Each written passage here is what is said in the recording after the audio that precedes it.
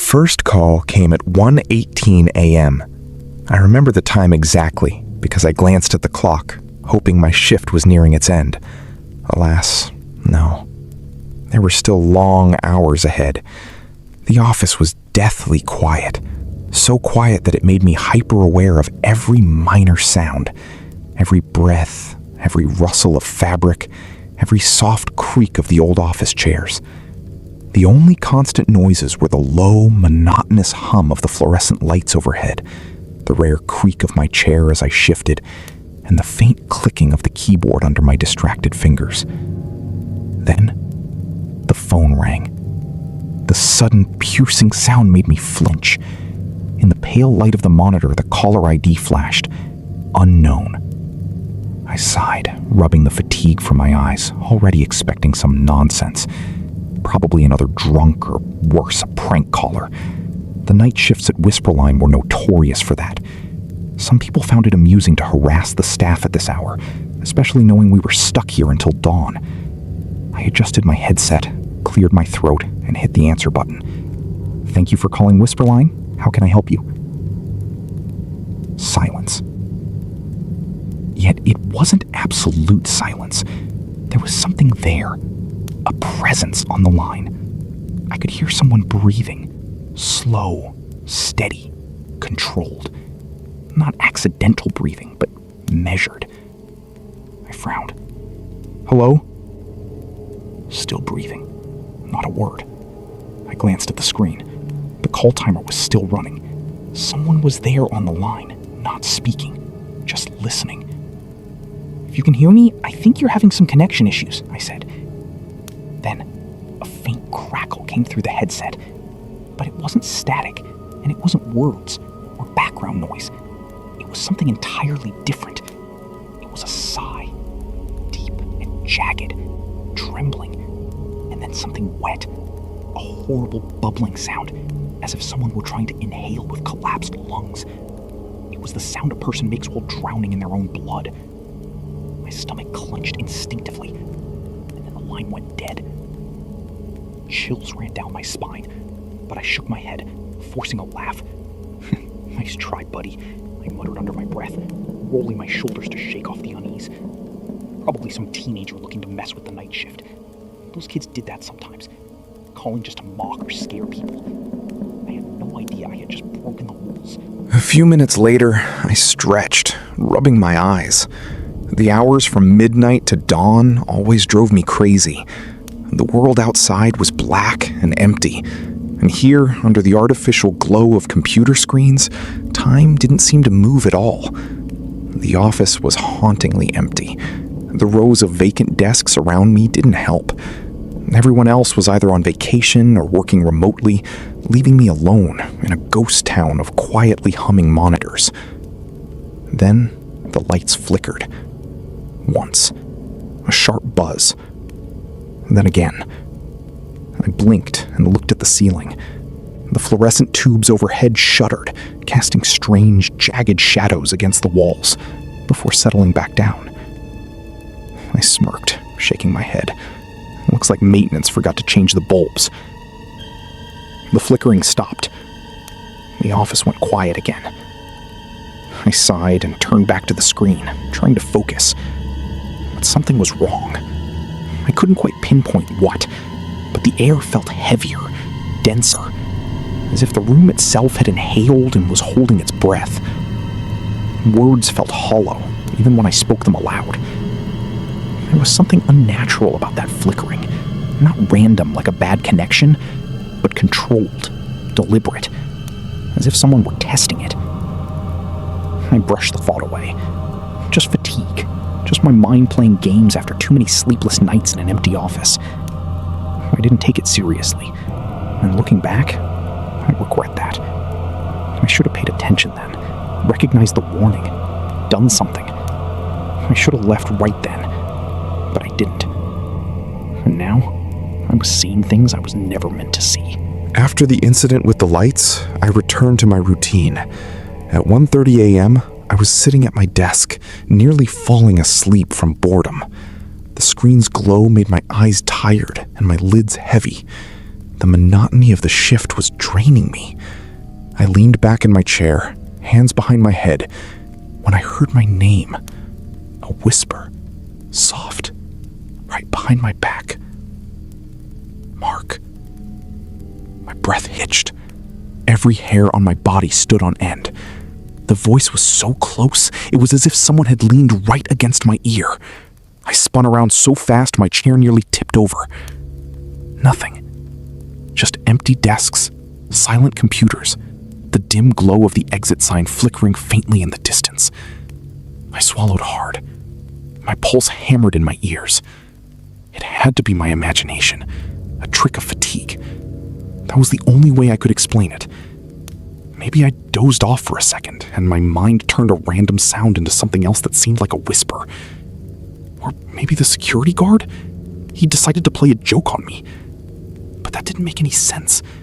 The voice had been terrifyingly close, right behind my back. I took a deep breath, trying to steady the sudden trembling in my hands. Pull yourself together, Mark. I tried to push the unease away and turned back to the desk. And I heard it again. Mark, why aren't you looking at me? My stomach knotted painfully. This time it wasn't just some whisper. It was familiar. It was my sister's voice. Blood froze in my veins. How? This was impossible. My sister had been dead for 8 years. The air seemed to thicken, and an intense chill enveloped me. But the worst part? I felt breath on my ear. A cold, slow exhale. My body locked instantly. Every muscle froze in terror. I couldn't move. Something horrific, without a shadow of a doubt, was right here. But pure instinct took over. I scrambled out of my chair, nearly tripping over my own feet, and bolted across the office. I ran, not stopping until I reached the break room, and burst inside, slamming the door behind me. My chest heaved with ragged, panicked breaths. For a few seconds, I just stood there, back pressed against the door, trying to convince myself I wasn't losing my mind. Then, my eyes fell on something new, something that hadn't been there before. A sheet of paper taped to the refrigerator. The word at the top stood out in bold, large letters. Rules. I ripped it off the fridge with trembling hands. The paper felt fragile under my fingers, as if it had been there much longer than it should have. The ink was slightly smudged. The letters in some places were uneven, as if written in a hurry. The edges were yellowed, curling inward, as if the paper itself were trying to hide what was written on it. A heavy knot formed in my stomach even before I read the first line. Rule number 1. If a call comes in with silence, do not speak first. Wait until they hang up. A freezing cold ran down my spine. The scrap of paper crinkled further in my grip. I had spoken first. I forced myself to look down, scanning the next rule. Rule number 2. If the light flickers, lower your head and count to 10. Do not look up until it stops. If the light flickers after 2:50 a.m., follow rule number... I swallowed hard. At that moment, I hadn't counted. I had looked right at the lights. My breathing quickened. My fingers became clammy as I continued to read. Rule number 3. If you hear someone whispering your name, do not answer, even if the voice sounds familiar. My vision blurred, because I had answered twice. A bead of sweat rolled down my temple. My hands shook in futile attempts to hold the paper steady. I forced myself to continue reading. Maybe, just maybe, I could survive this night. Rule number 4. Every night at exactly 2:13 a.m., place your headset on the desk and close your eyes for 1 full minute. Rule number 5. If you hear keyboard typing from an empty workstation, do not pay attention. Do not go to check. Rule number 6. Never, under any circumstances, look at the security cameras between 3:33 a.m. and 3:35 a.m. Rule number 7. If you see someone standing at the far end of the office, do not react. Do not interact. Rule number 8. If you see someone or something strange trying to approach you or sitting next to you, do not react. Do not react at all. My fingers squeezed the paper so hard it crumbled. My body went completely numb. At the very bottom of the page, something else was written. bold, larger than the rest of the text. Special warning. If you break the rules once, the situation will worsen. If you break the rules twice, you will not live to see the next shift. My head spun. 3. I had broken 3 rules. I didn't have the right to a second mistake. With shaking fingers, I pulled my phone from my pocket. My hands were slick with sweat, but I managed to set 2 alarms. One for 2:13 a.m., the other for 3:33. I didn't know what would happen at those times, but I wasn't going to take any chances. Then I realized something. Something stupid, maybe even irrational, but it still sent shivers down my spine. There were 8 rules. 8! This number had always been unlucky for me. I remember I was 8 years old when my dog ran away. I needed 8 stitches after I slipped on ice in high school. The last digits of my ex-girlfriend's phone number were all 8s. She cheated on me with my best friend, whose birthday, of course, was August 8th. The number 8 had haunted me my whole life, and it had never brought me anything good. Now it was here again. 8 rules. 8 ways to die. I took a deep breath, pushing away the paranoia. I had to be rational. I had to finish this shift. If I let my own mind spiral, I would make even more mistakes, and I couldn't afford that. Suddenly, right outside the break room door, came the unmistakable sound of a chair being dragged across the floor. The sound was slow, deliberate, as if someone, by moving it, was just letting me know they were there. My stomach tightened, my mouth went dry. Something was waiting, and it wasn't about to let me go. I forced myself to breathe. Think, Mark, think. The break room only had one exit, back into the office. There was no back door, no window to squeeze through. I was trapped. I had to get out.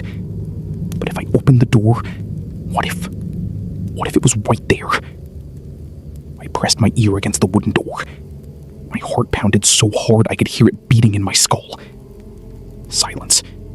No footsteps, no breathing, no scratching. Maybe it had gone. Maybe it was waiting. I counted to 3. 1, 2, 3. Then, before I could talk myself out of it, I grabbed the handle and yanked the door open. The office was empty, or so it seemed. I stepped out cautiously, heart racing. My hands clenched into fists. Something was wrong. A deep, primal instinct clawed at my chest, screaming at me before my brain could understand why. Goosebumps covered my skin. My breath hitched. I was being watched. The air had turned thick and dense, as if I were suddenly pushing through something heavy and invisible. The space around me felt different. Not just cold, but horrifyingly revolting, as if it had been defiled by something unnatural. Then, I saw it. At the far end of the room, where the dim light of the ceiling lamps barely reached, hidden in the shadows, something was standing, tall, silent, watching. A figure too tall, too still. My stomach lurched, my mouth went dry, my fingers dug into my palms with immense force. Rule number 7. If you see someone standing at the far end of the office, do not react, do not interact. I wanted to run. My muscles tensed. Every instinct screamed at me to dash for the exit. But I didn't move. I didn't even blink. I forced myself to remain motionless. Every nerve in my body vibrated with terror. The longer I looked, the heavier the air became, pressing against my skin, as if the whole room were contracting, suffocating me. My lungs burned from holding my breath, but I didn't dare inhale. Then, after a time that felt like an eternity, it moved. 1 step forward. My knees nearly buckled. Another step. And another.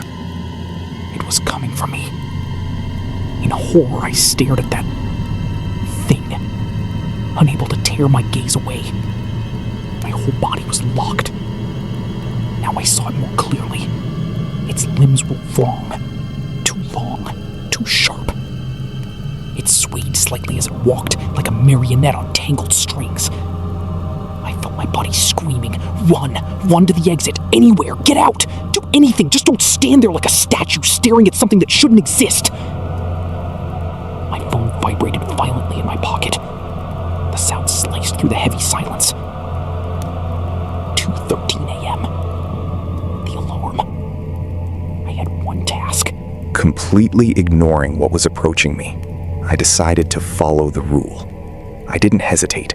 My hands moved on their own, ripping off the headset and throwing it onto the desk, and I closed my eyes for 1 full minute. The moment my vision faded, the office around me changed. I could feel it. The air changed. The hum of the computers vanished. The world became unnaturally quiet, as if I had stepped into a place where sound didn't matter. At exactly 2:14 a.m., I opened my eyes, and at that very second, the light flickered. A quick, sharp buzz. Then again, I squeezed my eyes shut once more and started counting. 1, 2, 3. The room plunged into absolute silence. 4, 5, 6. The air changed again. It wasn't just thick anymore. It was heavy. It pressed on me as if something were standing a few inches from my face.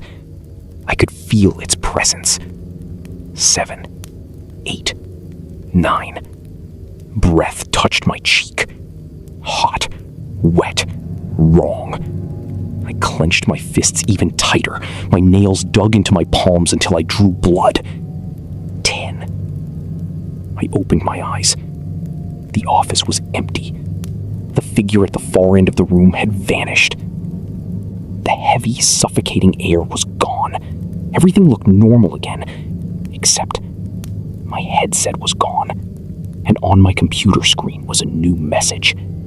The words glowed brightly against the black background. You followed the rules, but that might not be enough. Cold horror settled in my stomach. This wasn't the end, not even close to the end. I had barely processed the strange message when I heard a sound. Fingers tapping on a keyboard, fast, feverish, as if someone were typing in a hurry, slamming the keys with some desperate fervor. I froze. The sound wasn't coming from my desk. It was coming from somewhere else. I slowly turned my head, scanning the rows of workstations in front of me. Empty. But the tapping continued. My stomach nodded again. No. I knew what this was. I knew this rule. Rule number 5. If you hear keyboard typing from an empty workstation, do not pay attention. Do not go to check.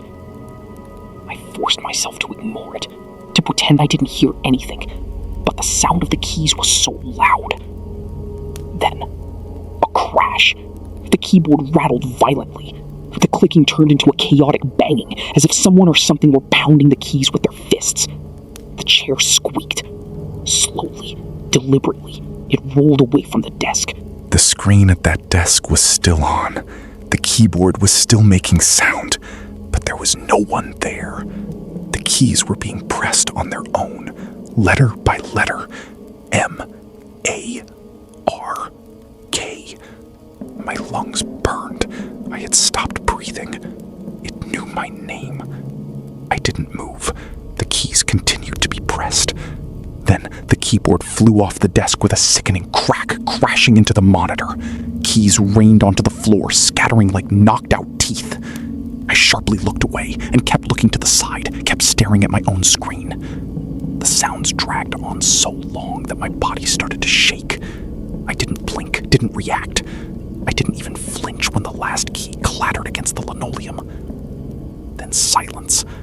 I waited, counting in my mind. 10 seconds. 20. Still silence. My shoulders slumped as the tension in my muscles began to fade. I leaned back in my chair. Exhaustion took over. My head fell back almost automatically just to relieve the tension in my neck. But I swear, something inside me, something deep and instinctive, told me not to look up. But I had already done it, and I was still not alone. Something was pressed against the ceiling. A body, a figure, its back spread out against the tiles, arms and legs sprayed out like a dead spider. My chest tightened. Its head turned sharply toward me. I couldn't even scream. A blinding flash seared my vision. I flinched. My breath caught. And when my eyes adjusted, it was gone. My whole body froze in place. My heart pounded so violently I thought it was about to burst. The room was normal again. Empty. But then something wet fell onto my shoulder. Thick. Warm. Sticky. I touched my shoulder with trembling fingers.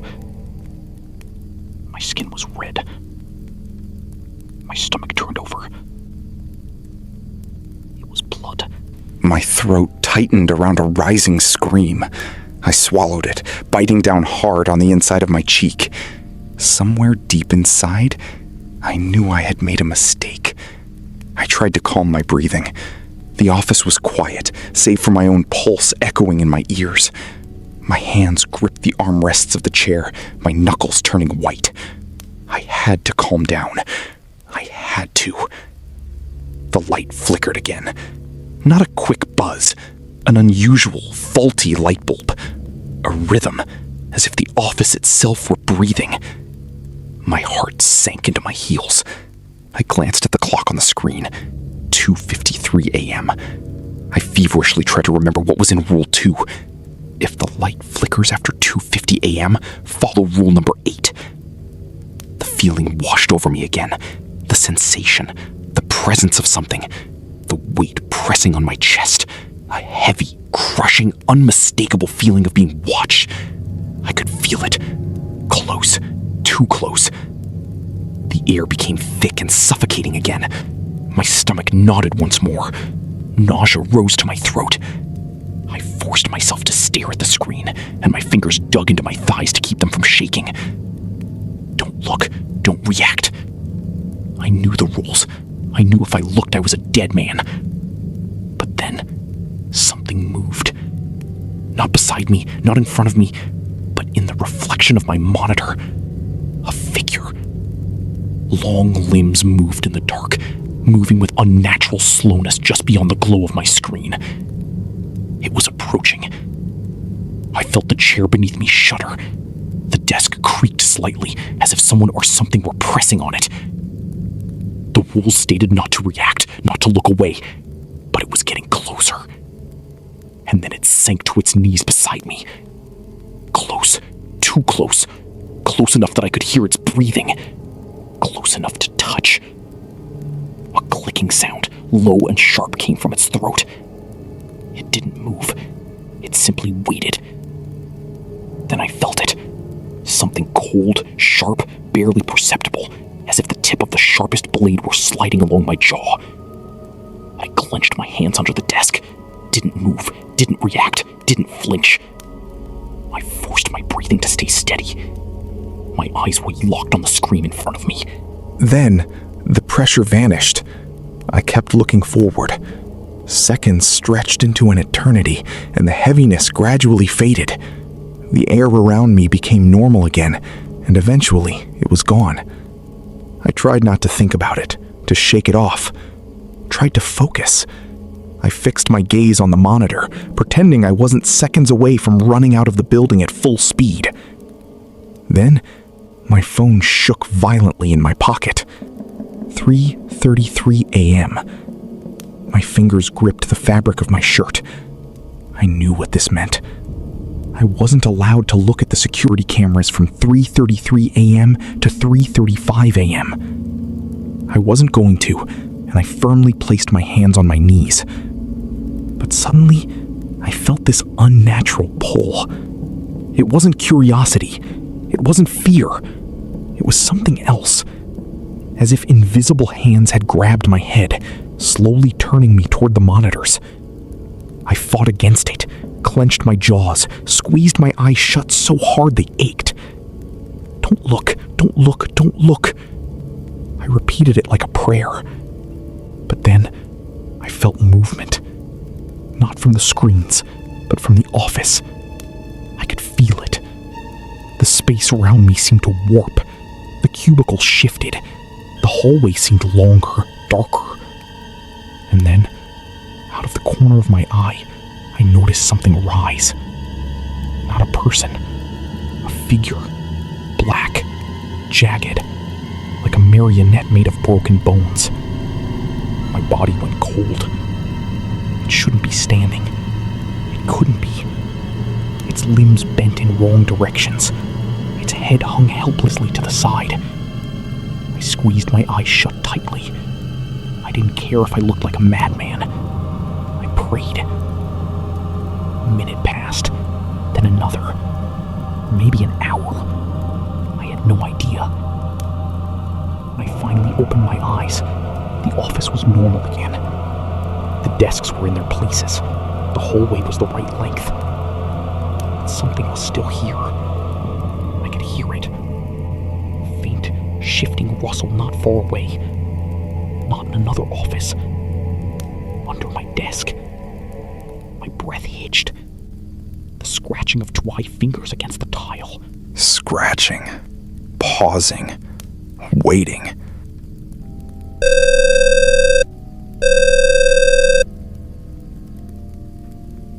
Before I could even catch my breath, the phone rang again.